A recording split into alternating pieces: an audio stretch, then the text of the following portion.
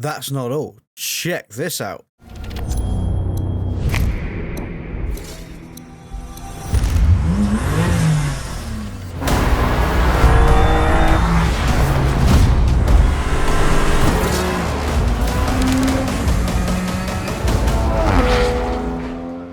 So let's talk about this month's update. Update 16, start a new year with celebration. Immerse yourself in the automotive world of BMW in Forza Motorsport, whose reputation for automotive excellence traces back to the storied history in motorsport.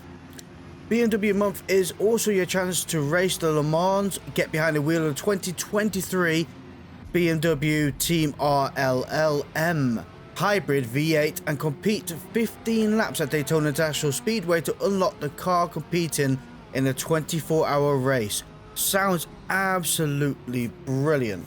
The update will be ready to download on Monday, but not accessible until Wednesday at 4 PM PMT time, or the usual midnight Thursday morning.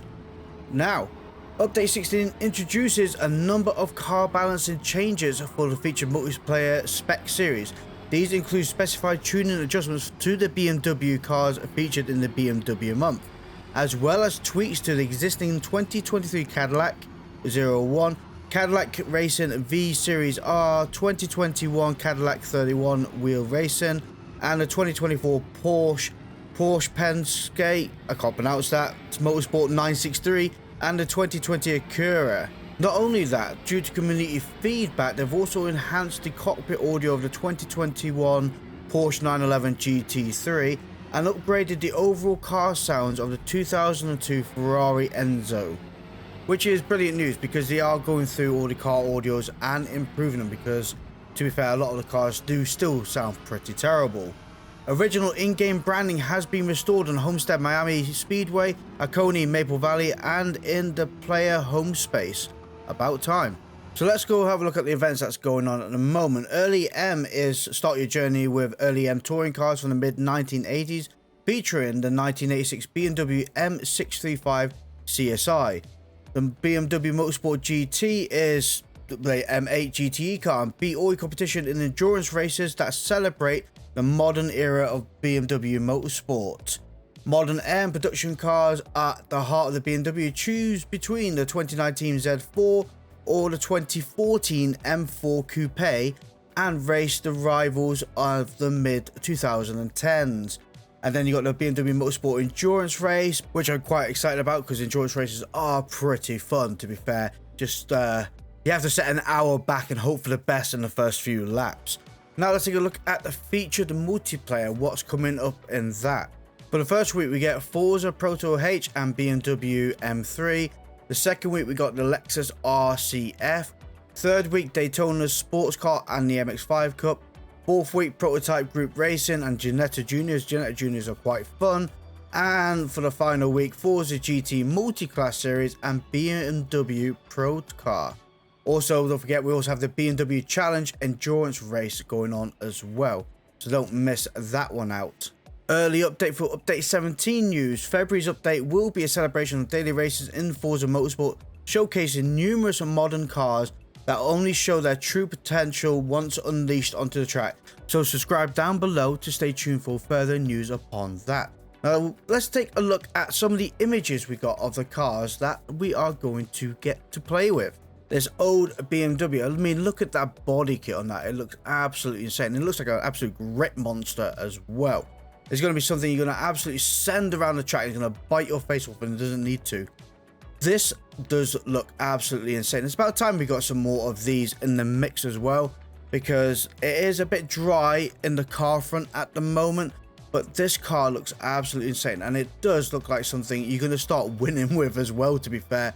Not saying that it is an OP car or anything just yet, but with what they're saying, trying to make BMW BOP changes and things like that, I think it's going to be quite a dominating car, hopefully. I mean, it does look incredible for it, and it does set a presence. I mean, this GT3 car alone looks absolutely incredible. It looks really well done and stunning. It's about time we had a new GT3 car, and to be fair, these departments, same as touring, has been left forgotten. It's about time we had some new stuff in that department. And if you agree, hit that like button down below and let me know down in the comments what cars you would love to see in the GT series as well as the touring car series. But yeah, hopefully they are listening to our feedback and we'll start implementing more cars for the spec series that's already in play at the moment.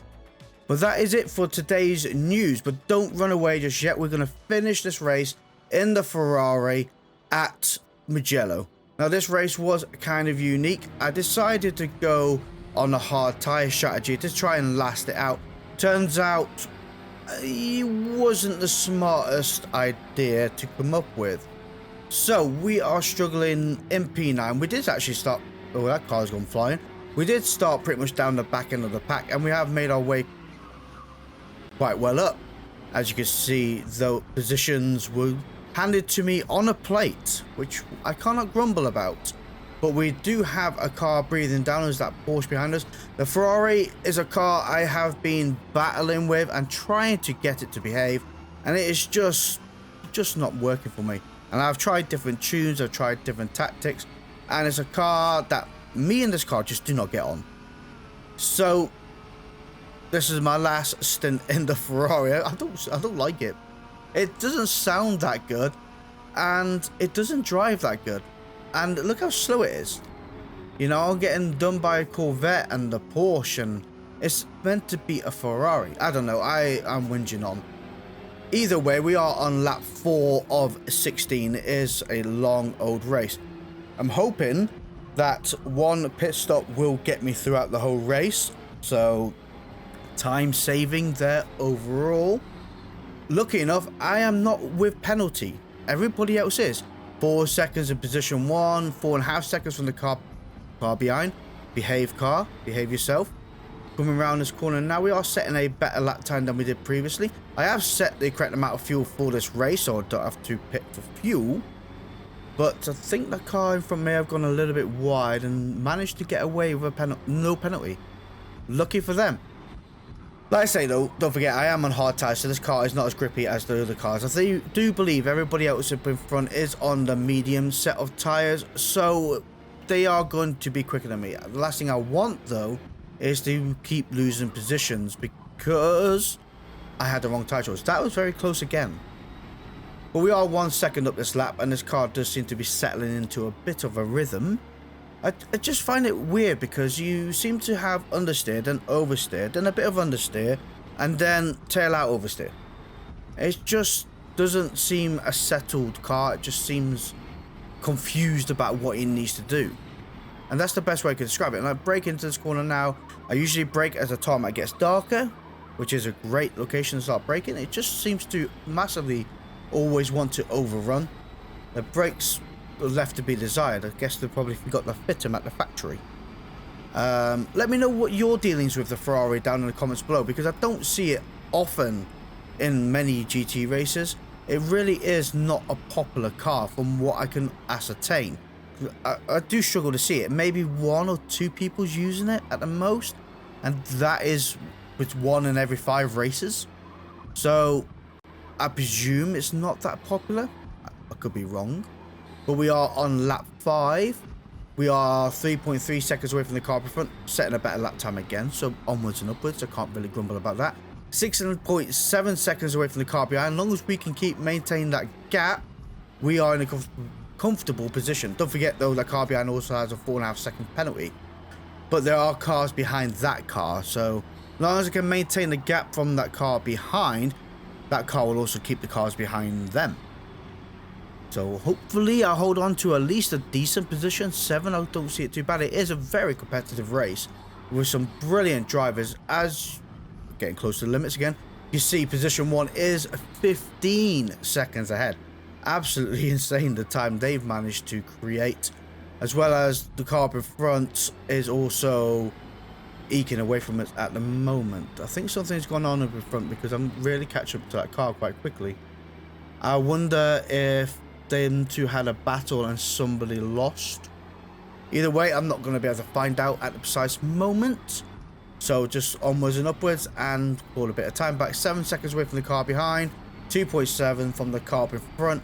I think they're on medium tires, so they're just going to eke away from me regardless. So the cars up in front, I'm not overly fussed about. So when they go into the, speaking of the devils, going into the pits now, I'm going to find about 20 to 30 seconds and be able to be in front. There we go. Look at that, passing everybody in the pits. There is one person up in front that hasn't pitted. That is 7 seconds away. Everybody behind has pitted. They are now 5 seconds away. It's actually quite hard to tell because I'm trying to figure out where they are coming out the pits and the time. Then add the time together. So I reckon the pit was about 25 seconds. About that. Yeah. It's quite a short pit at Mugello, to be fair. But I don't know if it's worth the time saving on being on hard tyres. But to be fair, my hard tyres aren't looking that pretty either. I mean, 16 laps, half at 8. I want to get 9 laps at least, so the latter half of the next race will be better. So I don't think I'm going to be able to scrape another 3 laps out of these tyres. They're just not looking pretty at the moment. Whether the Ferrari is a bit harder on tyres than other cars, I don't know. But you're going to have to let me know down in the comments below. Heading on to lap 8. As you can see, my tyres are in great shape. Absolutely destroyed. And this car is as fun to drive as a plane coming to landing, meeting a 40-knot crosswind. It really is in its own league, to be fair. I mean, we are in position 4, and I can't really grumble at that. But you can see these rear tyres are, well, they've given up. And thankfully, no penalty for going off track because, yes, I can argue the fact of my tyres are worn. I should be more cautious. So the off track is still kind of valid. I should adjust my driving to the tyres. But to be fair, that one did catch me off guard. As you can see, I just can't seem to get the throttle down. I can't turn the car. It just wants to bite my face off every second. So I'm going to get out of the way of the Porsche and hang it on the outside. Let them take the inside line because I am just massively compromised. And there's no point battling for something I am certainly not going to win. And I thought they were going into the pits there. Look at that. But time to go into the pits and take a moment out to thank our channel members, which is Jeffrey Anderson, Andy Good, DMC Motorsport, Steve Matic, Daniel Adams, John Burns, and AK47. Thank you guys very much for supporting the channel. And if you enjoy what you're watching here, don't forget to hit that subscribe button down below as we come out the pits with a fresh set of hard tyres. Now, yeah, I had to pit at the end of lap 8 for the start of lap 9. I don't think it's going to make the end of the race as what I wanted it to, but you could see they were just undrivable. So coming out of the pits in position 7, I do have, I think that's a green Porsche behind me. That is, it looks like a frog. Might be a vet. I could be wrong. Could be a vet. Hard to see in the rearview mirror sometimes. I'm too busy trying to look where I am going. Yeah, it's a vet. I'm blind as a bat.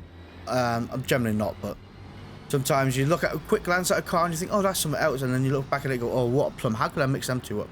As you can see, they are looking to make a move. I am giving them space, to be fair, and see if they could take that position. But clearly, they chose to back out, unaware of my driving and trust issues, probably. Because you can see the car is a bit playful. Ah, they've gone into the dirt as well. Followed me off into the gravel pit. Well done, Ferrari. You're actually good at something. Because you stayed out of the gravel pit, and I can't really grumble at that. You get me nervous in that corner. I swear to God, car.